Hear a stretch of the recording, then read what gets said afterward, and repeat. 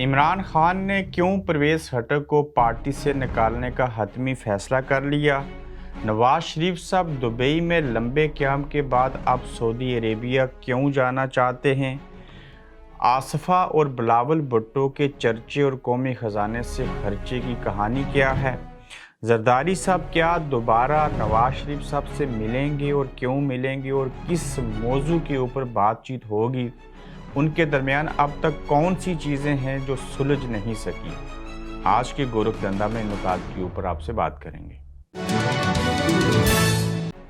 अस्सलाम वालेकुम, आप देख रहे हैं गोरखधंधा अबरार कुरैशी। आपसे महातुब नवाज शरीफ साहब तकरीबन 2 हफ्ते से ज़ायद वक्त हो चुका है दुबई में क़याम पज़ीर हैं, जहाँ पे उन्होंने बड़ी अहम मीटिंग्स मुलाकात की हैं, जिसमें बिजनेसमैन भी थे, फॉरेनर्स, जिसमें पाकिस्तान की सियासी क़यादत भी थी, जिसमें पीपल्स पार्टी, नून लीग समेत कुछ इस्टेब्लिशमेंट के लोगों से भी वो वहाँ पे मिले थे। लेकिन वो पहले फ़ेज़ में इस्टेब्लिशमेंट समेत तमाम लोगों से मिले और बाद में सबसे ज़्यादा जो मुलाकातें उन्होंने की हैं वो आसिफ अली ज़रदारी और नवाज शरीफ साहब के दरमियान हुई।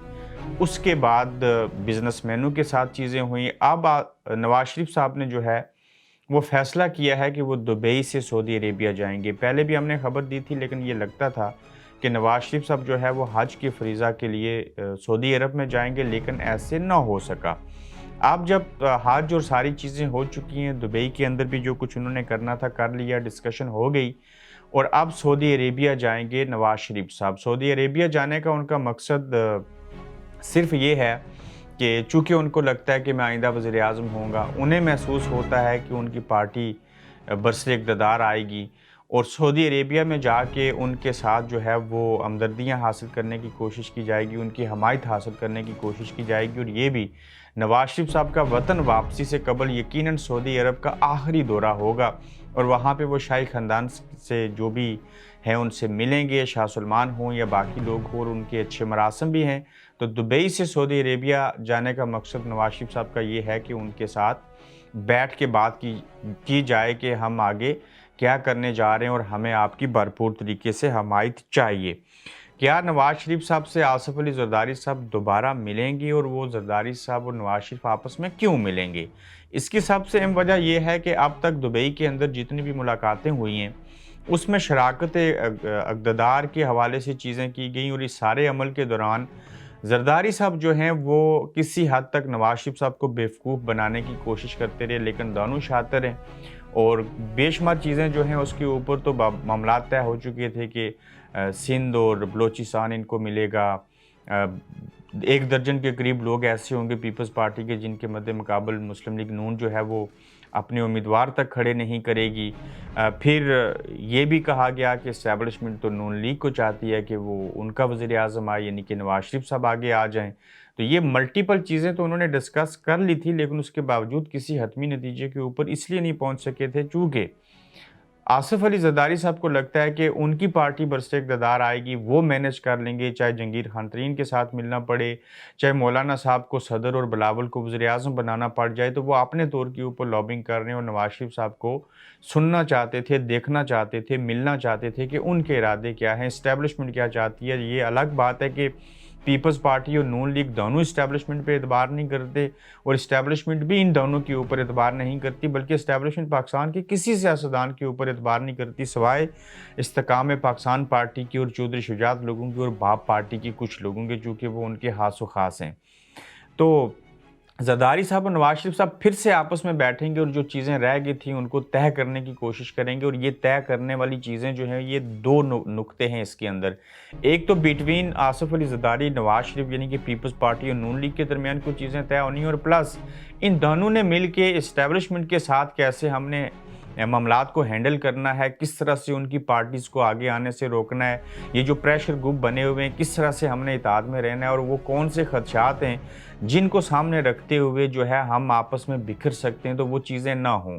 पीपल्स पार्टी को जहाँ पे मौका मिलता है नून लीग के ऊपर तनकीद भी करते हैं, आपस में मुज़ाकरात भी करते हैं। नजम सेठी वाला मामला देख लीजिए चेयरमैन नादरा वाली चीज़ देख लीजिए।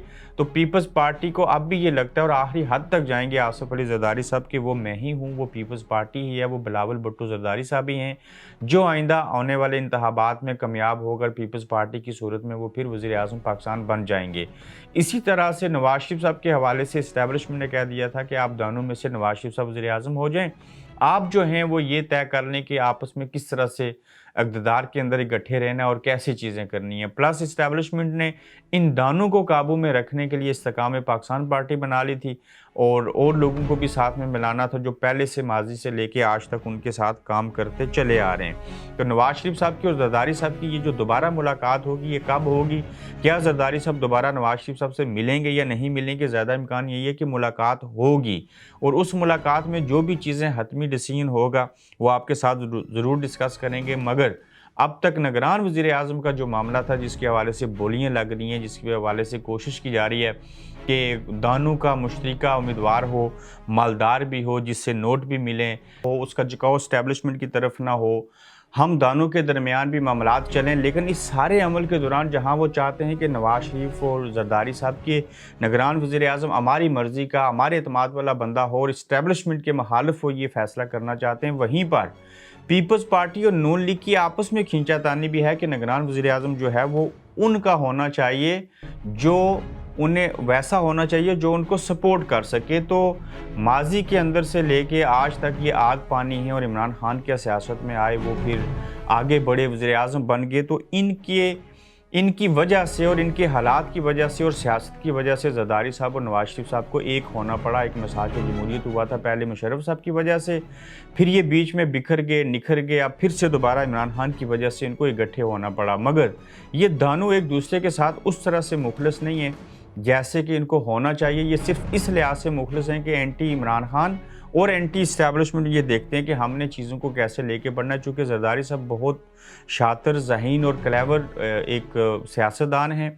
नवाज शरीफ साहब जो हैं उनकी भी एक अपनी पॉलिसी है, उन्होंने इमरान खान का हाल भी देख लिया, अपने हालात भी देख लिए, माजी में उनके साथ क्या हुआ। तो आप ये मिलकर जहाँ इमरान खान का मुकाबला करना चाहते हैं वहीं पर इस्टेब्लिशमेंट पर भी इतबार न करते हुए अपनी चीज़ों को सामने रख के आगे बढ़ना चाहते हैं। चूँकि जरदारी साहब को भी ये पता है कि जो मौजूदा आर्मी चीफ़ हैं उनको नवाज शरीफ साहब ने लगवाया था, उन्हीं की वजह से लगे थे, इनका तो नाम कुछ और था।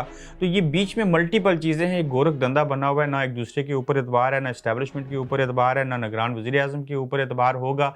लेकिन निगरान वज़ीर आज़म का जो ही नाम आएगा सामने वो आपको समझ आ जाएगी कि अब आगे हुकूमत जो है वो किस पार्टी की होगी और कैसी हुकूमत होगी, और क्या ये इस्टेब्लिशमेंट के चुंगल से बाहर होगा निगरान वज़ीर आज़म, या ये भी उनको इस्टेब्लिशमेंट इस वज़ीर आज़म निगरान को भी दबोच लेगी। लेकिन इंतखाबात 2024 मार्च तक जाएंगे, निगरान सेटअप डेफिनेटली इनको बनाना पड़ेगा। लेकिन बाज़ लोग कहते हैं कि आइन की कोई खिलाफ वर्जी नहीं होगी और इसी साल जो अक्टूबर नवंबर है उसमें इंतखाबात हो जाएंगे।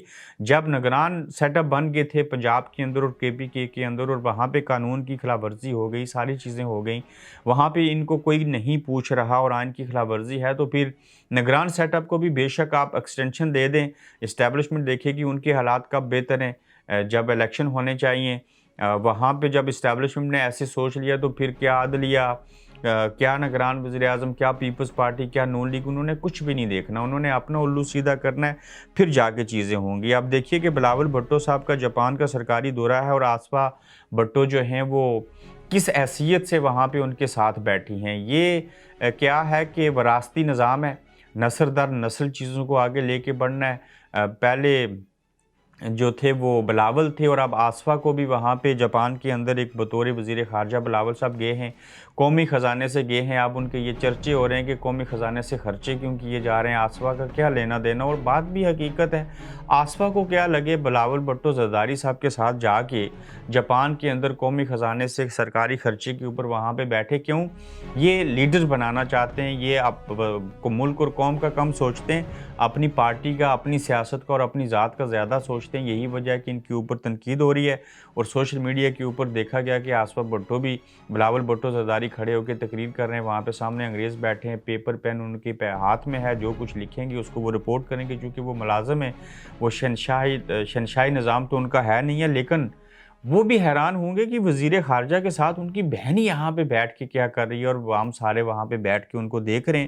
تو یہ ایک حیران کن ہے پاکستانی سیاست کے اندر، پاکستان کے حکومتی نظام کے اندر. خاندانی سیاست، ان کو آگے بڑھانا، چھوٹی بہن بڑے بھائی سے کچھ کہہ دے تو وہ اس کی بات کو پورا کرے گا، باپ صاحب حکم دے دیں تو ان باتوں کو مان کے آگے بڑھنا پڑے گا. اور عمران خان کا آپ دیکھ لیں دور، انہوں نے کوئی اضافی دورہ نہیں کیا، کوئی ذاتی دورہ نہیں کیا، وہ ایون بچوں سے ملنے انگلینڈ تک نہیں آئے، کوئی سرکاری جہاز کا بھیجا استعمال نہیں کیا گیا. اور یہاں پہ دیکھیں کہ بیڑا غرق ہے کہ اس پی ڈی ایم کی حکومت نے معذرت کے ساتھ 7 ارب اور 20 کروڑ کی کرپشن جو ہے وہ صرف پچھلے 1 سال میں کی ہے. یہ غیر جانبدار ادارے کی یہ رپورٹ ہے جو ہم نے ایک روز قبل آپ کو بتائی تھی کہ 3 ارب ڈالر تو ان کو ملیں گے، لیکن 7 ارب 20 کروڑ اتنی بڑی کرپشن یہ 1 سال میں کر کے چلے گئے، بلکہ چلے نہیں گئے، ابھی تک وہیں پہ موجود ہیں.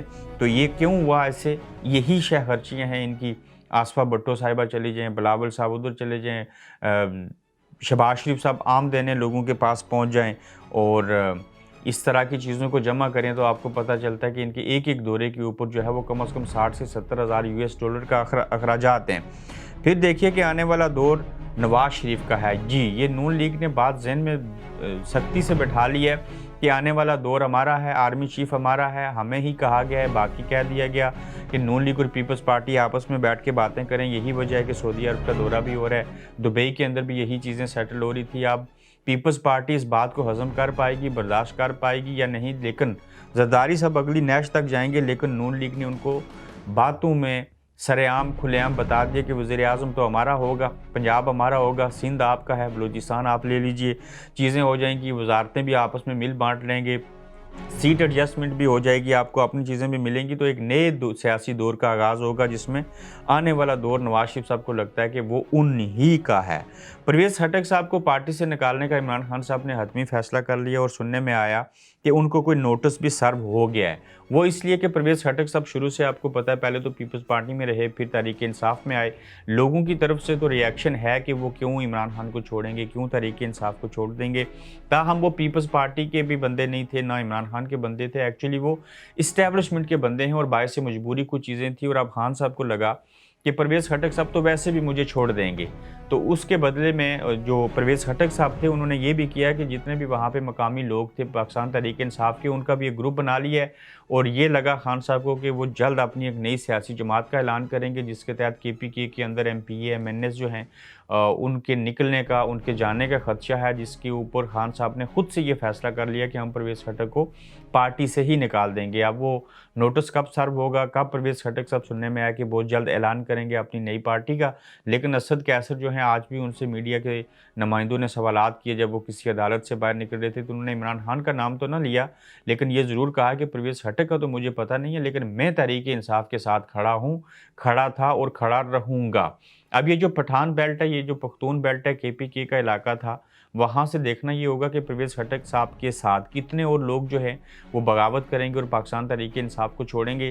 یہ وہ نیکسٹ کریک ڈاؤن تھا جس کے اوپر کام ہو رہا تھا اور بتایا گیا تھا کہ عید کے بعد یہ ساری چیزیں ہونی ہیں.